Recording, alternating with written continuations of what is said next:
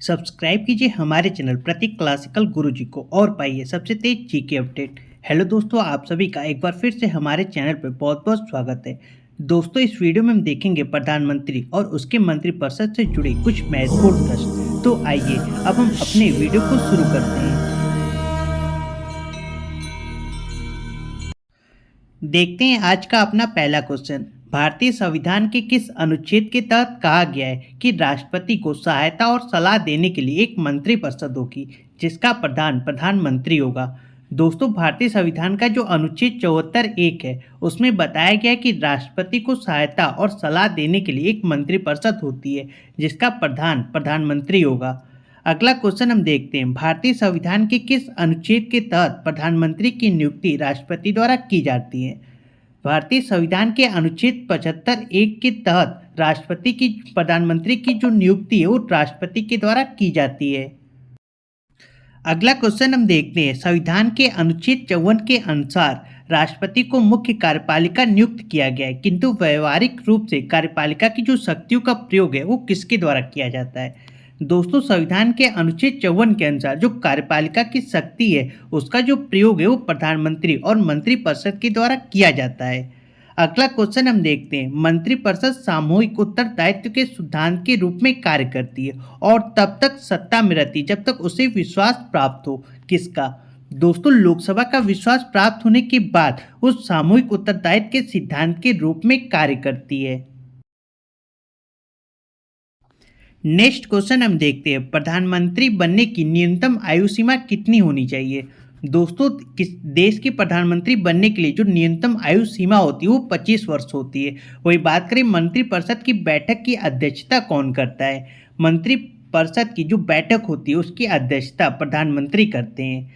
राष्ट्रपति किस व्यक्ति को प्रधानमंत्री नियुक्त करता है। राष्ट्रपति जो है वो लोकसभा में बहुमत से प्राप्त नेता को प्रधानमंत्री नियुक्त करता है।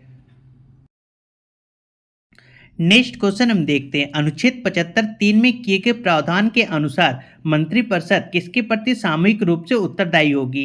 दोस्तों, अनुच्छेद 75(3) के अनुसार मंत्रिपरिषद जो होगी वो सामूहिक रूप से लोकसभा के प्रति उत्तरदायी होगी और व्यक्तिगत रूप से राष्ट्रपति के प्रति उत्तरदायित्व होती है। प्रधानमंत्री और अन्य मंत्री अपना पद ग्रहण करने से पहले किस सूची में दिए गए प्रारूप के अनुसार शपथ ग्रहण करते हैं। प्रधानमंत्री और जो अन्य मंत्री होते हैं उस तीसरी अनुसूची में दिए गए प्रारूप के अनुसार अपना शपथ ग्रहण करते हैं। नेक्स्ट हम बात करते हैं, संसदीय शासन प्रणाली में वास्तविक कार्यपालिका शक्तियां किसके पास होती हैं। दोस्तों, संसदीय शासन प्रणाली में जो वास्तविक कार्यपालिका शक्ति होती है वो मंत्रिपरिषद के पास होती है। अगला क्वेश्चन हम देखते हैं, प्रधानमंत्री और अन्य मंत्रियों के वेतन भत्ते आदि के बारे में उपबंध किस अनुच्छेद में किया गया है।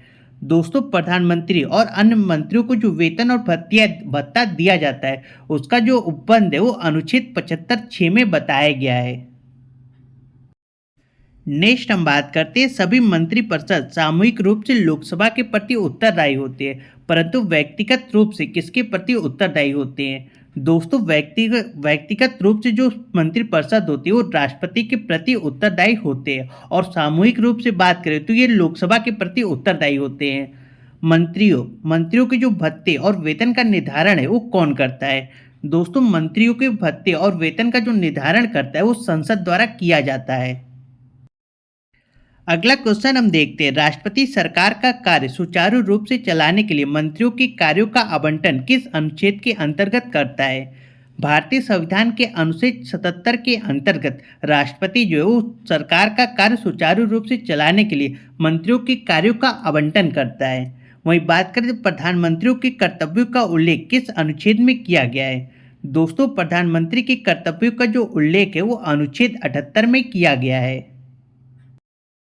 नेक्स्ट क्वेश्चन हम देखते हैं, प्रधानमंत्री और अन्य मंत्रियों का कार्यकाल कितने वर्षों का होता है। प्रधानमंत्री और अन्य मंत्रियों का जो कार्यकाल होता है वो 5 वर्ष का होता है। किस संवैधानिक संशोधन के तहत अनुच्छेद 75(1) का जोड़कर मंत्रिपरिषद के आकार को सीमित कर दिया गया है, जिसके तहत लोकसभा के कुल सदस्य संख्या के केवल 15% सदस्यों को प्रधानमंत्री सहित मंत्री के रूप में नियुक्त किया जाता है। दोस्तों, भारतीय संविधान का जो 91वें संवैधानिक संशोधन 2003 के तहत 75 एक को जोड़कर मंत्रिपरिषद का जो आकार है उसे सीमित कर दिया गया है और केवल 15% सदस्यों को ही प्रधानमंत्री सहित मंत्री के रूप में चुना जाता है। अगला क्वेश्चन हम देखते हैं, राष्ट्रपति मंत्रिपरिषद की किस सलाह को पुनः विचार करने को मंत्रिपरिषद के पास वापस भेज सकता है और यह उपबंध किस संविधान संशोधन द्वारा किया गया था। दोस्तों 44वां जो संविधान संशोधन अधिनियम 1978 था उसके तहत मंत्रिपरिषद की किसी सलाह को पुनः विचार करने के लिए मंत्रिपरिषद के पास राष्ट्रपति उसे वापस भेज सकता है। नेक्स्ट क्वेश्चन हम देखते हैं, मंत्रिपरिषद में किस स्तर के मंत्रियों को शामिल किया जाता है। दोस्तों मंत्रिपरिषद में कैबिनेट मंत्री, राज्य मंत्री जो कि स्वतंत्र प्रभार के होते हैं, राज्य मंत्री और उप मंत्री को शामिल किया जाता है। अगला क्वेश्चन हम देखते हैं, कौन सा प्रस्ताव संसद में मंत्रिपरिषद द्वारा रखा जाता है। दोस्तों विश्वास प्रस्ताव जो है वो संसद में मंत्रिपरिषद द्वारा रखा जाता है। वहीं बात करें यदि प्रधानमंत्री की मृत्यु हो जाती है या वो पद त्याग देता है तो मंत्रिपरिषद और मंत्रिमंडल पर क्या प्रभाव पड़ता है। दोस्तों यदि प्रधानमंत्री की मृत्यु हो जाती है या फिर वो पद त्याग देता है तो मंत्रिपरिषद या मंत्रिमंडल का विघटन हो जाता है।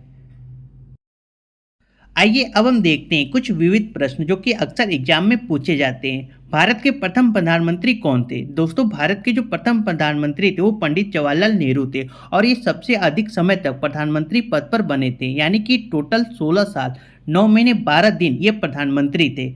अभी तक कितने प्रधानमंत्रियों की मृत्यु अपने पद पर रहते हुई है। दोस्तों टोटल 3 प्रधानमंत्री ऐसे हैं जिनकी मृत्यु अपने पद पर बने हुए हुई है, जिसमें जवाहरलाल नेहरू, लाल बहादुर शास्त्री और इंदिरा गांधी शामिल है। नेक्स्ट क्वेश्चन हम देखते हैं, जवाहरलाल नेहरू के बाद भारत के प्रधानमंत्री कौन बने थे। दोस्तों जवाहरलाल नेहरू के बाद भारत के जो प्रधानमंत्री बने थे वो गुलजारी लाल नंदा थे।